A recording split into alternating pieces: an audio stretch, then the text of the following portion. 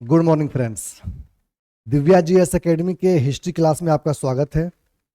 हम लोगों ने शुरू किया था मॉडर्न इंडिया पढ़ना, और मॉडर्न इंडिया में हम लोग देख रहे हैं क्या? मॉडर्न इंडिया में हम लोग देख रहे हैं ईस्ट इंडिया कंपनी का प्रसार। और बहुत स्पेसिफिकली अगर हमको बोलना हो तो अंग्रेजी यहां पे लिख दीजिए। हम लोग देख रहे हैं अंग्रेजी ईस्ट इंडिया कंपनी का प्रसार, कि भारत में इंग्लिश ईस्ट इंडिया कंपनी का प्रसार कैसे हुआ। हम पूरा पढ़ रहे थे पीपीटी पे, लेकिन आज हम लोग ऐसे ही पढ़ेंगे, क्योंकि आज हमें पढ़नी है 3 नीतियां। अभी तक हम लोग युद्ध देख रहे थे कि युद्ध से अंग्रेजों ने कैसे प्रसार किया। आज हम देखेंगे कि अंग्रेजों की वो कौन सी 3 पॉलिसीज थी शुरुआती, जिसने अंग्रेजों को भारत में प्रसार करने का मौका दिया। समझ रहे हैं? तो आज हम देखेंगे 3 नीतियां। एकदम शुरुआत में जब अंग्रेज यहां पे अपना कदम जमाने की कोशिश कर रहे थे, तो वो कौन सी 3 पॉलिसीज थी जिन्होंने इन्हें मदद की इसको बढ़ाने में? एक पॉलिसी, यहां पे दूसरी पॉलिसी, और यहां पे तीसरी पॉलिसी। आपको ऐसे ही नोट्स बनाना है। समझ रहे हैं? पहली पॉलिसी थी रिंग फेंस की, जिसकी चर्चा थोड़ी सी हुई थी जब हम चैप्टर पढ़ रहे थे। इसको बोलते हैं हिंदी में घेरे की नीति। लेकिन याद रखिएगा, कभी कभी प्रश्न में डायरेक्ट रिंग फेंस भी दे देता है, कभी कभी प्रश्न में डायरेक्ट रिंग फेंस लिख देगा। तो घेरे की नीति याद करके सिर्फ नहीं जाना है, इसको भी देख लेना है। दूसरी है कौन सी?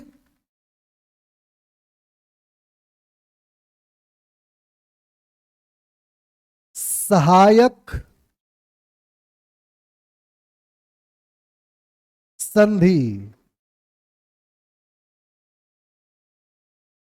समझ रहे हैं? जिसको सब्सिडियरी एलायंस भी बोलते हैं। और तीसरी क्या है? तीसरी है हमारी क्या? विलय की विलय की नीति, या इसको हड़प की नीति, या विपणन। बहुत सारे नाम है, लेकिन विलय और हड़प ये ज्यादा फेमस है, जिसको इंग्लिश में कहते हैं डॉक्ट्रिन ऑफ लैप्स। ये तीनों 3 काल में आई हुई नीतियां हैं। समझ रहे हैं? ये तीनों 3 काल में आई हुई नीतियां हैं, लेकिन तीनों ने भारत की गुलामी में बहुत महत्वपूर्ण योगदान निभाया। अंग्रेजों के भारत में मजबूत बनाने में बहुत महत्वपूर्ण, बहुत निर्णायक भूमिका निभाई। इन्हीं 3 नीतियों के जरिए अंग्रेजों ने अपने आप को, एक तो युद्ध है ही, आपने देखा है कि युद्ध तो लड़ ही रहे हैं, लेकिन इन 3 नीतियों के जरिए अंग्रेजों ने भारत में अपना प्रसार किया, भारत में अपने पैर जमाए। समझ रहे हैं? तो पहली नीति हम देखते हैं। पहली नीति जो है, जिसको रिंग फेंस कहते हैं, इसको लाने वाले कौन थे? इसको लाए थे वारेन हेस्टिंग्स।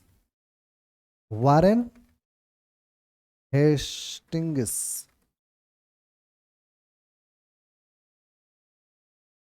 वारेन हेस्टिंग्स लाया था। और इसका कार्यकाल क्या था? ये थोड़ा इधर नहीं बढ़ना चाहिए, यहीं तक रहना चाहिए।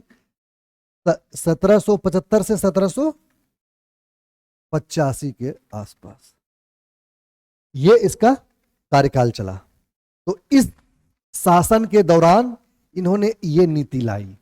अब ये नीति क्या है, समझ रहे हैं? देखिए, सबसे पहले तो अभी ये जो समय है, ये इसमें अभी अंग्रेज नए नए आए हैं, अंग्रेजों का शुरुआती समय है। यहां पे आप लिख सकते हैं अंग्रेजों का शुरुआती समय। तो ये समय जब शुरुआत हो रही थी तो क्या था? युद्ध का समय था, समझ रहे हैं? भीषण युद्धों का समय था, क्योंकि यहां पे उनको कदम जमाने पड़ रहे हैं। सबसे पहले वो लोग आपस में लड़े, जो कि हमने, आप हमारे प्लेलिस्ट में जाइए अमित सर हिस्ट्री करके, वहां पे पूरी कहानी दी हुई है।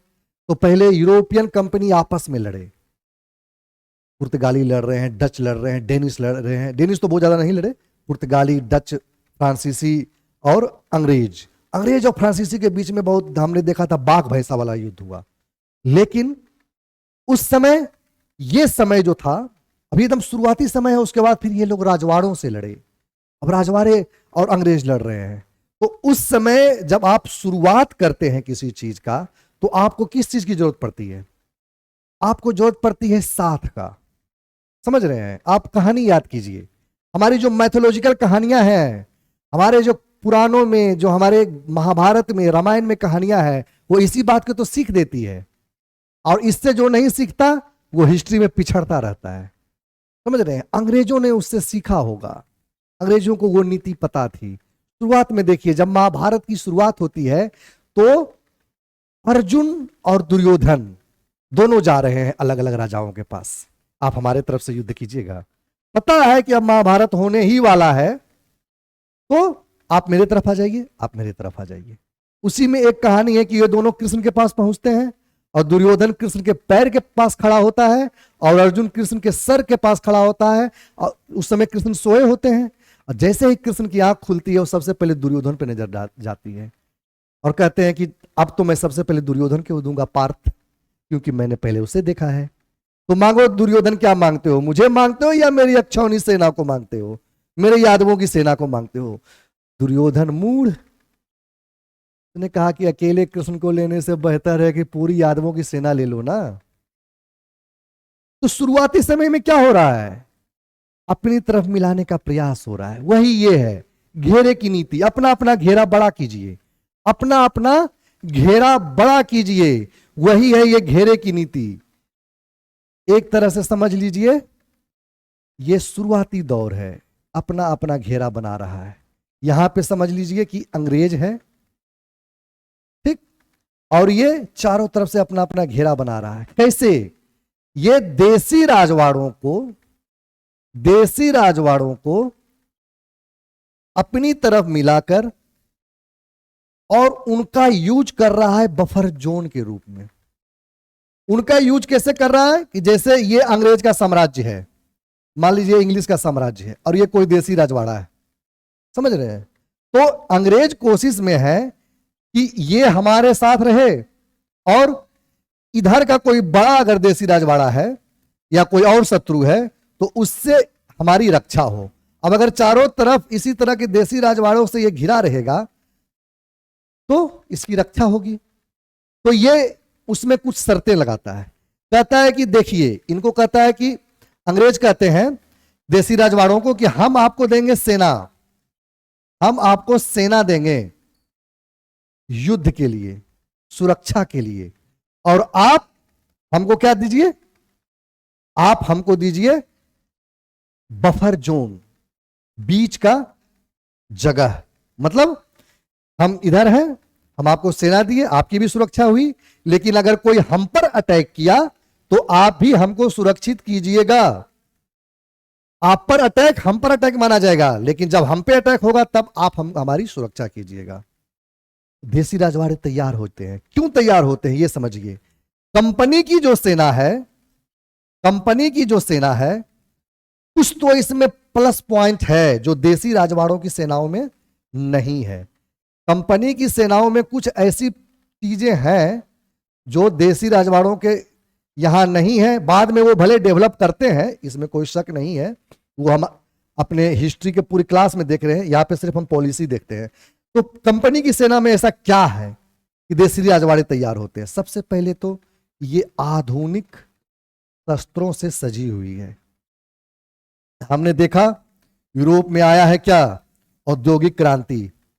अब गोली चल रही है। भारत के राजाओं के पास तोप है, इतने बड़े बड़े गोले हैं, गोला उठा कर लाओ, तोप में डालो, आग लगाओ, विस्फोट करेगा, समय लगेगा, उसका भी एक रेंज है, वहीं पे जाके करेगा। लेकिन गोली का वो तो कहीं भी छोड़ सकते हैं ना, ज्यादा कंपेटेबल है, समझ रहे हैं, इजी टू कैरी है, आराम से ढोया जा सकता है, समझ रहे हैं, हैंडल किया जा सकता है, और मल्टीपर्पस है, बहुत सारे यूज हो सकते हैं बंदूक के।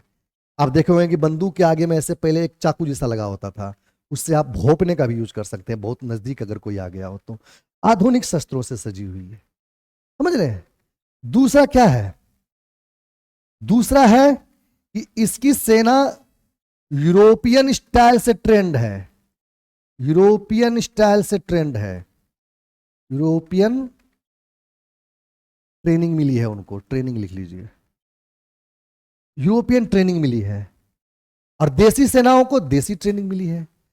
तो जरूरी नहीं है कि कंपनी की सेना में सब बाहर से आए, सब यूरोप से आए, ऐसा नहीं है, सेना यहीं की है। हम देखे हैं कि वो जब कंपनी यहां पे आई तो यहीं के लोगों को भर्तियां की, 1857 में हम उसको और बेहतरीन तरीके से देखेंगे। तो लोग यहीं के हैं, लेकिन ट्रेनिंग का स्टाइल जो यूरोपियन है, कैसे बंदूक चलानी है, कैसे आप देखते, आप द लास्ट समुराई मूवी देखिए, अगर आपको यह समझना है कि कंपनी की ट्रेनिंग कैसे होती है सेनाओं की, तो लास्ट समुराई देखिए, बेहतरीन movie, one of the best movie in the Hollywood.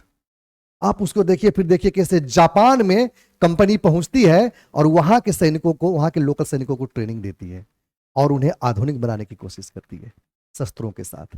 तो यूरोपियन ट्रेनिंग है, साथ में कंपनी की सेना अनुशासित है, अनुशासित है। भारत की अब अनुशासित, परेड, परेड में चलना, बिल्कुल सैल्यूट मारना, ये सारी चीजें यहीं पे तो हैं, यहीं से तो आई है। अब जो भी आधुनिक सेनाओं में देखते हैं तो वो कहां से आया है, वो यहीं से तो आया है। इसलिए ये देसी राजवाड़े उनसे प्रभावित होते हैं, उनकी तरफ जाते हैं। लेकिन क्या सुरक्षा की गारंटी है? प्रश्न ये है, क्या सुरक्षा की गारंटी है? जी नहीं। मतलबी लोगों के साथ कभी रिश्ता मत बनाएं, उनका मतलब निकलेगा, वो भी निकल लेंगे।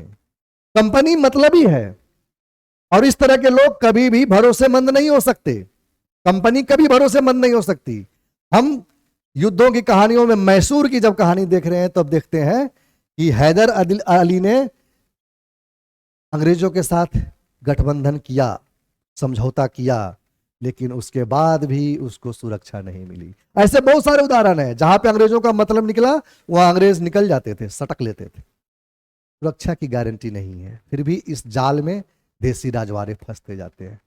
तो ये हुआ इसका फैक्ट्स। वारेन हेस्टिंग्स लाया, समय देख लीजिए, इसमें क्या था, बफर जोन बनाने की बात थी, तो वो एक वर्ड लिख लीजिए, ये यहां पे बफर जोन, ये लिख लीजिएगा, बफर जोन बना रहे हैं और वहां से सेना लेते हैं देसी राज्यों से, और वो सेना का खर्च भी देसी राजवाड़े उठाएंगे, ये भी याद रखिए, ये नहीं कि अंग्रेज उठाएंगे, देसी राजवाड़े ही उसका खर्च उठाएंगे और देसी राजवाड़ों को ही सेना दी जाएगी और सुरक्षा दी जाएगी, और सुरक्षा की भी गारंटी नहीं है। तो ये था अपना रिंग ऑफ फेंस। इसी तरह आपको नोट्स बनाना है। उसके बाद आता है सब्सिडरी अलायंस, बहुत महत्वपूर्ण, हमेशा एग्जाम में पूछा जाने वाला, समझ रहे हैं। सब्सिडरी अलायंस, सब्सिडरी अलायंस कौन लाया? सब्सिडरी अलायंस लाया वेलेज़ली, वेलेज़ली, वेलेज़ली, समझ रहे हैं। सब्सिडरी अलायंस पे भी हमने अपने क्लास में थोड़ी चर्चा की है, लेकिन यहां पे अच्छी तरह से करेंगे। कब? 1798 से 1805 इसका कार्यकाल है, आपको याद है। वेलेज़ली ने लाया सहायक संधि। अब देखिए, हालांकि जब हम डुप्ले पढ़े थे तो हमने देखे थे कि इसका पहला प्रयोग जो है, अगर आपसे पूछे कि पहला प्रयोग किसने किया, तो वो कौन था? डुप्ले था, फ्रांसीसी। हमने आंग्ल फ्रेंच वार में, एंग्लो फ्रेंच वार में हमने देखा था कि वो डुप्ले ही था। डिप्लो की पूरी कहानी भी हमने देखी थी, वो डुप्ले ही था जिसने इसका पहला प्रयोग किया। लेकिन इसको इफेक्टिव तरीके से कौन लाया, अंग्रेजों की तरफ से कौन लाया, तो वो था वेलेज़ली। समझ रहे हैं। ये क्या था? ये कुछ नहीं, ये जो घेरे की नीति है, इसी का ही विस्तार रूप है, इसी का ही विस्तार रूप है। समझ रहे हैं, पूरे तरीके से। क्यों? क्योंकि अब कंपनी थोड़ी मजबूत हुई है। अब उसने फ्रांसीसियों को लगभग साइडलाइन किया है। अब उसने पुर्तगाली तो मतलब अब यूरोपियन कंपनी लगभग सबको साइडलाइन कर दिया है। और भारत में भी उन्होंने बहुत सारे, मतलब बंगाल उनके हाथ में आ गया है, और मद्रास उनके हाथ में है, बंबई उनके हाथ में है, बड़े बड़े पोर्ट उनके हाथ में। अब थोड़ी मजबूत हुई है। तो जब मजबूत होता है कोई, तब क्या करता है? तब करता है संधि पत्र। पहले मौखिक था, पहले मौखिक था, हम तुमको सहायता करेंगे, तुम हमको सहायता करना, ठीक है भैया, ठीक है भैया। अब वैसे नहीं चलेगा, अब लिखित। समझ रहे हैं? अब होगा संधि पत्र। संधि पत्र पर हस्ताक्षर कीजिए। बात समझ रहे हैं? और संधि पत्र में होगी कुछ हमारी शर्तें, कुछ आपकी शर्तें। लेकिन अगर आप कमजोर हैं तो आपकी क्या शर्तें? सिर्फ हमारी शर्तें। समझ रहे हैं? तो इन्होंने राजवाड़ों के सामने रखी कुछ शर्तें। कुछ शर्तें किनके सामने? देसी रियासतों के सामने। और उन रियासतों को क्या करना था? उन रियासतों को पहला क्या करना था? पहला था कि इन्हें अपनी फॉरेन पॉलिसी, अपना डिप्लोमेटिक रिलेशन छोड़ना था। समझ रहे हैं? अपनी फॉरेन पॉलिसी, अपना डिप्लोमेटिक रिलेशन कंपनी पे निर्भर करना था। यानी कंपनी कह रही थी कि अगर आपको किसी के साथ विदेशी संबंध रखना है तो पहले आपको कंपनी की शर्तों को मानना होगा, कंपनी से पूछना होगा। आप जाके परमिशन लीजिएगा कि देखिए आप मराठे हैं और आपको संधि करनी है निजाम से, तो आप परमिशन लीजिएगा कि कंपनी जी, क्या मैं निजाम से अपना संधि कर लूं? कंपनी कहेगी ठीक है कर लो, तब होगा। कंपनी कहेगी नहीं, तब नहीं होगा। क्यों? कंपनी अब मजबूत हो गई है। समझ रहे हैं? अब कंपनी बनाएगी क्या? जब थोड़ा मजबूत होता है। यहां पे दुर्योधन कहां जा रहा था? राजवाड़ों के सामने विनती करने, आप हमारी मदद, हम आपकी मदद। अब वो बनाएगा चक्रव्यूह। ये है चक्रव्यूह। अब होगी चक्रव्यूह की रचना। यह है पूरा चक्रव्यूह। समझ रहे हैं? और चक्रव्यूह में फंसेंगे कौन?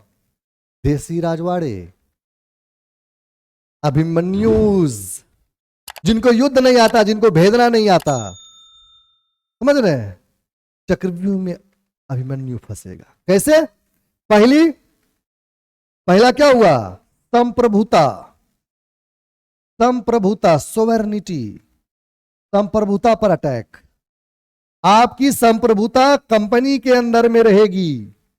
संप्रभुता खो गए, और जब संप्रभुता खो गई तो सीधी सी बात है कि आपकी स्वतंत्रता खो गई। समझ रहे हैं?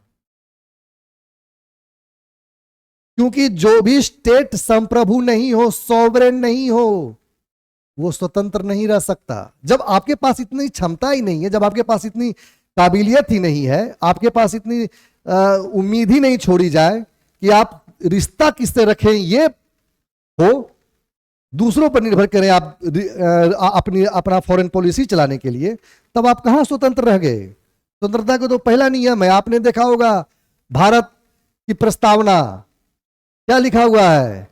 एक संपूर्ण प्रभुत्व संपन्न समाजवादी धर्मनिरपेक्ष लोकतंत्रात्मक गणराज्य।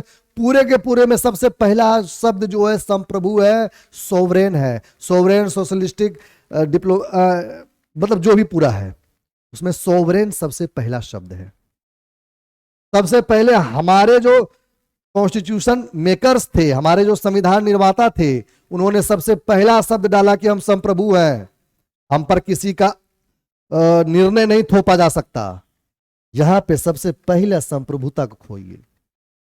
समझ रहे हैं? दूसरा क्या था? राजधानी में, मतलब देसी रियासतों की राजधानी में एक अंग्रेज रेसिस्टेंट रखिए। क्या रखिए? अंग्रेज रेजिडेंट।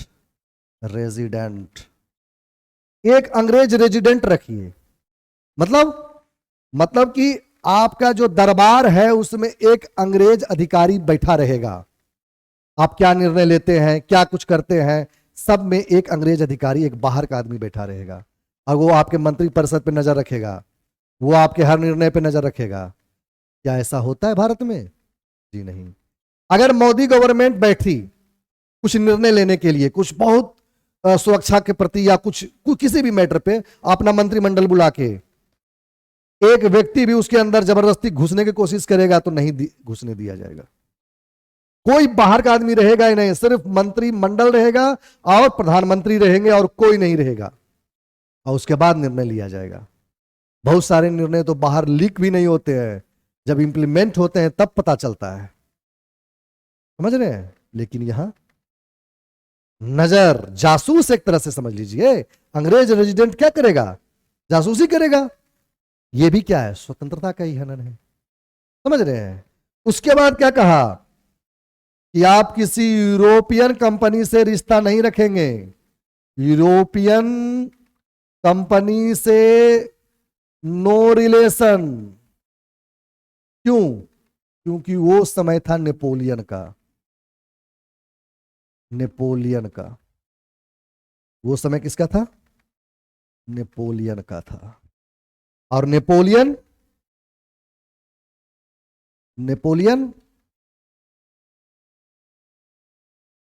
नेपोलियन एशिया के लिए अपना एक अलग पॉलिसी लेके चल रहा था। समझ रहे हैं?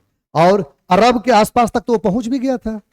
इसीलिए उसने रसिया पे अटैक किया था, जहां पे वो फंस गया। और लोग बार बार पूछते हैं कि रसिया पे क्यों अटैक किया, समझ में नहीं आता है। एशिया को चारों तरफ से घेरना चाहता था नेपोलियन, और इससे विलेजली सुरक्षित करना चाहता था भारत को। हमने देखा था कि फ्रांस को थोड़ा, फ्रांसीसी कंपनी को साइडलाइन कर दिया है अंग्रेजों ने। वेंडिवास की संधि हमने देखी थी। समझ रहे हैं? प्लेलिस्ट में जाकर देखिए, अमृतसर हिस्ट्री, ग्राफ और मैप से इतना बेहतरीन पढ़ाया गया है, दावे के साथ कहता हूं उससे बेहतर आपको और कहीं समझ में नहीं आएगा। और साथ में पीपीटी का नोट्स भी है। समझ रहे हैं? ये पॉलिसीज थी, इसलिए मैंने, ये समझाने वाला टॉपिक था तो मैंने अच्छे से समझा दिया। आप इसको अपने शब्दों में लिख ले, इस तरह से नोट्स बना ले, इस तरह से भी चलेगा, क्योंकि शब्द तो आपके पास है ही। अगर आपको मेंस में आंसर राइटिंग करना है और पीटी के लिए तो इतना सफिशियंट। समझ रहे हैं? तो ये सब हो गई बातें यूरोपियन कंपनी को लिए, खासकर फ्रांसीसियों को साइडलाइन करने के लिए। इतने सारे उनकी शर्तें थी। उसके बाद सिग्नेचर का दौर शुरू हुआ। संधि पत्र पे पहला सिग्नेचर किया निजाम ने, निजाम ऑफ हैदराबाद ने। पहला सिग्नेचर किसने किया? निजाम ऑफ हैदराबाद ने। उसके बाद तो फिर उसके बाद मैसूर। समझ रहे हैं? निजाम, मैसूर, तंजौर,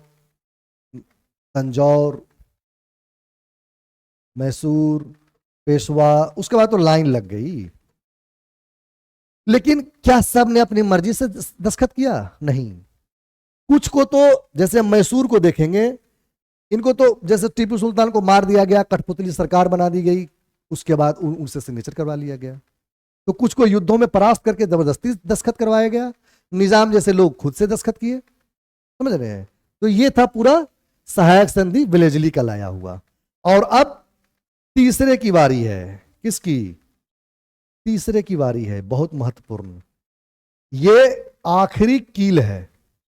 समझ रहे हैं? और ये बहुत बड़ा मैटर है। इसको समझना इसलिए भी जरूरी है क्योंकि हड़प की नीति एक ऐसा टॉपिक है, इसको मैं नए पीपीटी में डाल दूं, आप एक ही जगह नोट्स बनाइएगा। आप एक ही जगह बनाइएगा, इस तरह से करके छोटे छोटे शब्दों में। ये मैं बड़ा लिखता हूं बोर्ड पे दिखने के लिए, आप छोटे शब्दों में इसी तरह से बनाइएगा। तो विलय की नीति जो है, विलय का सिद्धांत जो है, डॉक्ट्रिन ऑफ लैप्स जो है, ये आखिरी कील है। इसको अच्छे से समझना इसलिए जरूरी है क्योंकि जब मैं 1857 की क्रांति पढ़ाऊंगा तो उसमें ये बहुत बड़ा कारण बनेगा। तत्कालिक कारण तो ये नहीं था, तत्कालिक कारण तो आप देखेंगे कि बंदूक गोली जो भी है आगे हम देखेंगे, लेकिन ये बहुत बड़ा कारण था। इसको लाया डलहौजी ने। डलहौजी, इसी तरह से आपको नोट्स बनाते चलना है। डलहौजी ने कब लाया? 1848 से लेकर 1856 के समय का कार्यकाल था।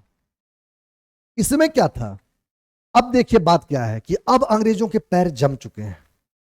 अब इनको समझ में आ गया है कि हम यहां से इतने आसानी से उखड़ने वाले हैं नहीं, और सहायक संधि में उन्होंने बहुतों को अपने में सम्मिलित कर लिया है और यहां पे वो मजबूत हो गए हैं। अब बाकी जो बचे हुए थे, जो सहायक संधि के द्वारा हड़प नहीं किए जा सके थे, अपने आगोश में नहीं लाए जा सके थे, अपनी गुलामी में नहीं कसे जा सके थे, उनके लिए ये नीति लाई गई।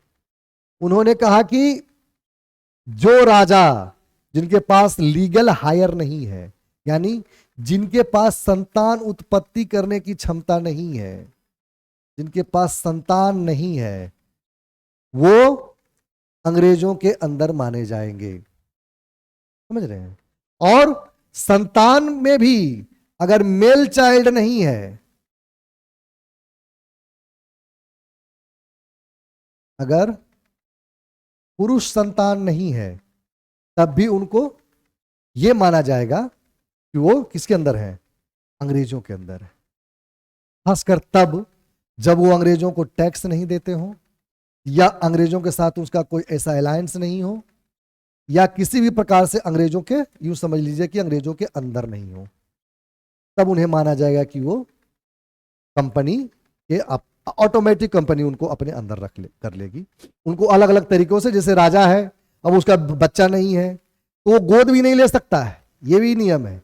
उसका अपना लीगल चाइल्ड, अपनी संतान होनी चाहिए, अपना वारिस होना चाहिए, और उसमें भी और कठिन कर दिया, मेल होना चाहिए, पुरुष होना चाहिए। समझ रहे हैं?